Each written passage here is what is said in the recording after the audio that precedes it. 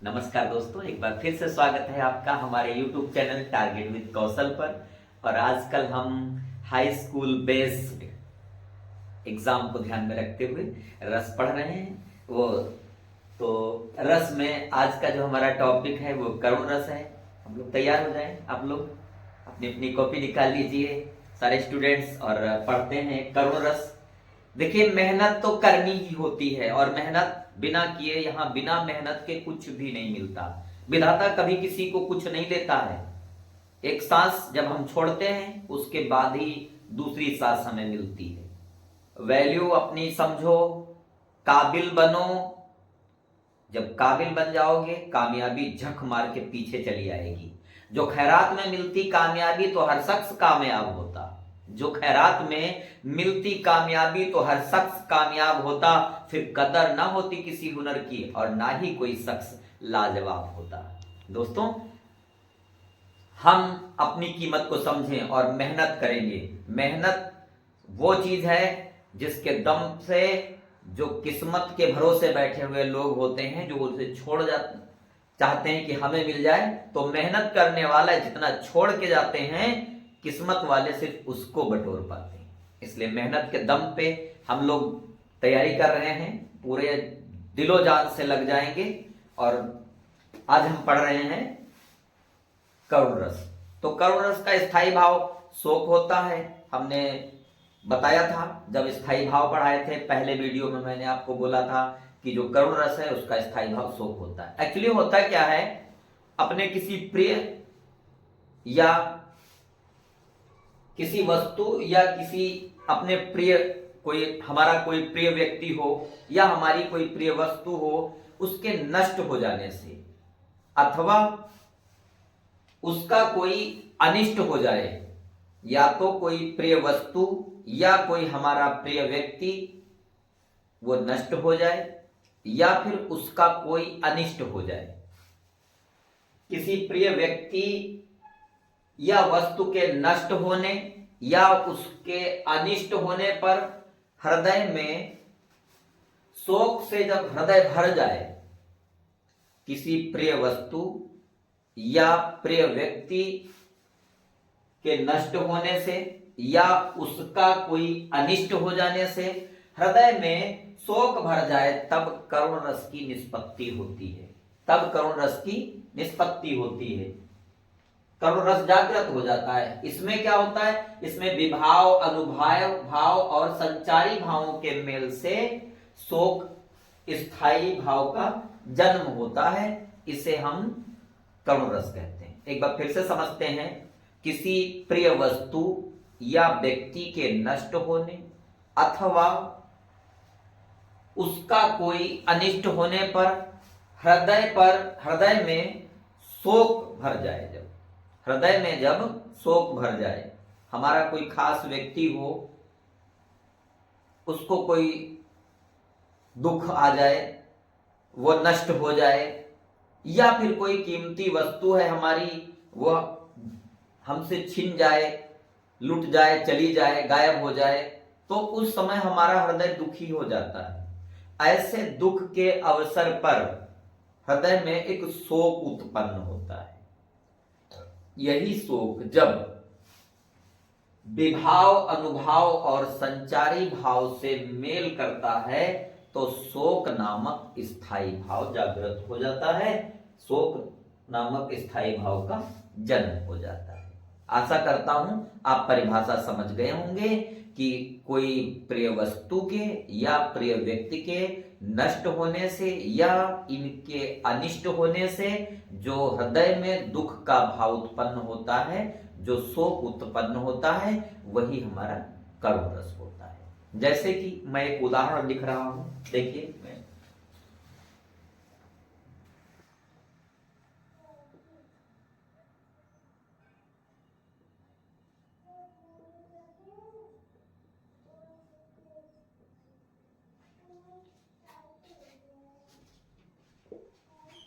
तो इस तरह हमने लिख लिया। यहां पर उदाहरण लिखा हुआ है, मणि खोए भुजंग सी जननी, फंसा पटक रही थी शीस, अंधी आज बनाकर मुझको, किया न्याय तुमने जगदीश।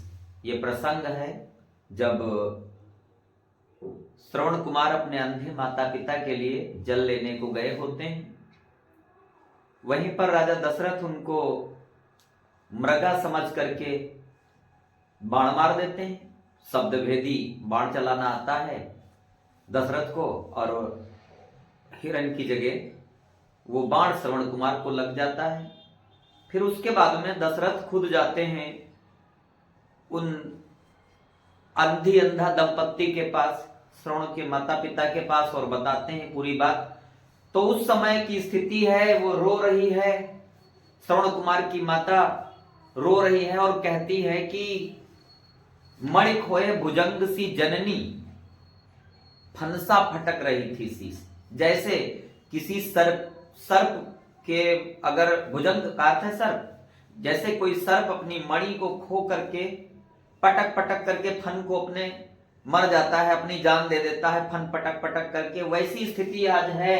श्रवण कुमार की जो माता है वो जैसे अपनी मणि खोने के बाद कोई सर्प अपना फन पटकता है, वैसे अपना सर पटक करके रो रही है और कहती है कि हे प्रभु, हे ईश्वर, हे भगवान, आज तुमने बहुत अच्छा न्याय कर दिया मेरे साथ में, जो मुझको अंधी बनाया था। इस तरीके से लिखा है, यहां दुख प्रकट हो रहा है। तो इसमें इसका स्थायी भाव क्या होगा? शोक होगा। स्थायी भाव क्या होगा? इसका स्थायी भाव है,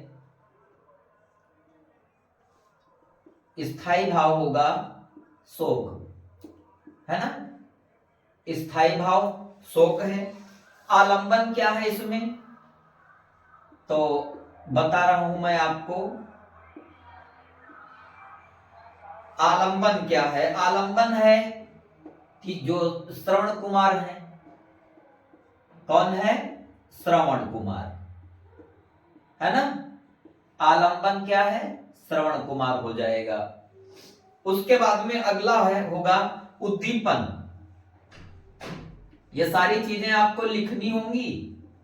उद्दीपन यदि आ जाता है आपको बोर्ड परीक्षा में कि करुण रस लिखिए, तो करुण रस के बारे में ये सारी चीजें आपको लिखनी होंगी।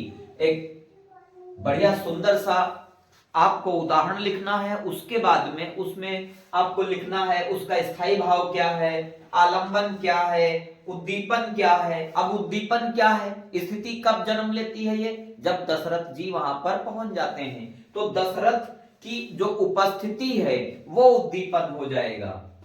यहां लिख रहा हूं मैं, दशरथ की उपस्थिति, उपस्थिति, दशरथ की जो उपस्थिति है वो उद्दीपन हो जाएगी। उसके बाद में अनुभाव होता है। तो अनुभाव क्या है? देखिए, अनुभाव, अनुभाव में क्या है? प्रलाप है। क्या है? प्रलाप है, सिर पटकना है, सिर पटकना,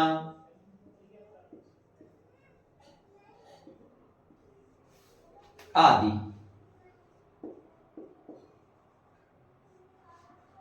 इसके बाद में संचारी भाव लिखना होगा आपको।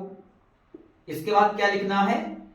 संचारी भाव आप लिखेंगे। इसके बाद में संचारी भाव। अब संचारी भाव में क्या होगा? संचारी भाव में होगा स्मृति, जो यादें हैं वो स्मृति हो जाएगी, प्रलाप हो जाएगा, विषाद हो जाएगा। प्रलाप है, विषाद है, यह सब है ना,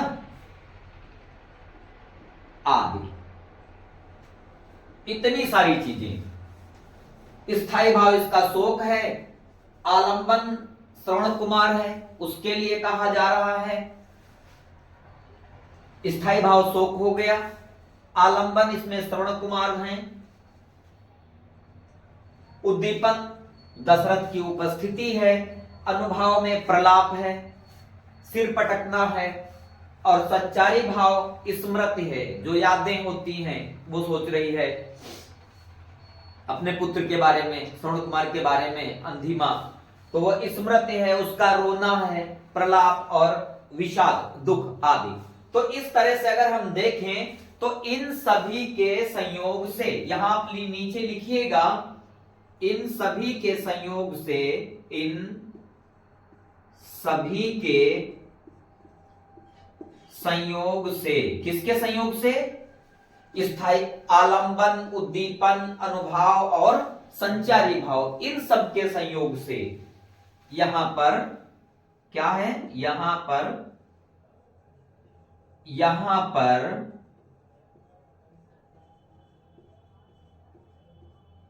करुण रस की निष्पत्ति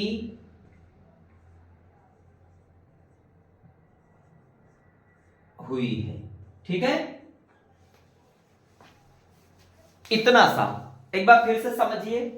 करुण रस के बारे में मैंने आपको बताया कि जब किसी प्रिय वस्तु या व्यक्ति के नष्ट होने अथवा उसके अनिष्ट होने से हृदय में शोक जागृत हो जाए या हृदय शोक से भर जाए, तब क्या होता है? तब करुण रस जागृत हो जाता है, तब करुण रस जागृत हो जाता है। इसमें विभाव, अनुभाव व संचारी भावों के मेल से शोक स्थायी भाव का जन्म हो जाता है। करुण रस का स्थायी भाव शोक है। एक बार परिभाषा फिर से समझ लीजिए। अपने किसी प्रिय व्यक्ति या प्रिय वस्तु के नष्ट होने या इनके अनिष्ट होने से हृदय शोक से भर जाए, तब क्या होता है? तब करुण रस जागृत होता है। इसमें विभाव, अनुभाव और संचारी भावों के मेल से शोक स्थायी भाव का जन्म हो जाता है। ठीक है, इसका मैंने उदाहरण लिखा यहां पर कि मणि खोए भुजंग सी जननी, फनसा पटक रही थी शीश, अंधी आज बनाकर मुझको किया न्याय तुमने जगदीश। इसमें हमने आपको बताया कि इसका स्थायी भाव क्या है? इसका स्थायी भाव शोक है। आलंबन क्या है? श्रवण कुमार है। उद्दीपन क्या है? दशरथ की उपस्थिति हो गई। अनुभाव में क्या है होगा? तो प्रलाप है, सिर पटकना है, ये अनुभाव हो जाएगा। संचारी भाव स्मृति, प्रलाप, विषाद, इन सभी के संयोग से अर्थात विभाव, अनुभाव और संचारी भाव, विभाव, अनुभाव और संचारी भाव, इन सब के मेल से शोक स्थायी भाव जन्म लेता है ना? तो इन सब के मेल से यहां पर, इन सब के संयोग से यहां पर करुण रस की निष्पत्ति हुई है। आशा करता हूं कि आपकी समझ में आ गया होगा कि यहां पर करुण रस कैसे है। ठीक है, तो आप देखते रहिए टारगेट विद कौशल। मैं आपके लिए और अच्छी वीडियो लाता रहूंगा, मेरा प्रयास जारी है। बस आप अपना सपोर्ट बनाए रखिए। आपका मुझ पर जो ट्रस्ट है, जो विश्वास है, ये मुझे और आगे बढ़ने के लिए प्रेरित करता है। मैं और अच्छा कर सकूं, इसके लिए प्लीज ज्यादा से ज्यादा हमारे चैनल टारगेट विद कौशल को सब्सक्राइब करें, लाइक करें, शेयर करें और कमेंट करें। और हाँ, बेल आइकन को जरूर दबाएं ताकि मेरी हर वीडियो सबसे पहले पहुंचे आपके पास। मिलते हैं नई वीडियो में। नमस्कार।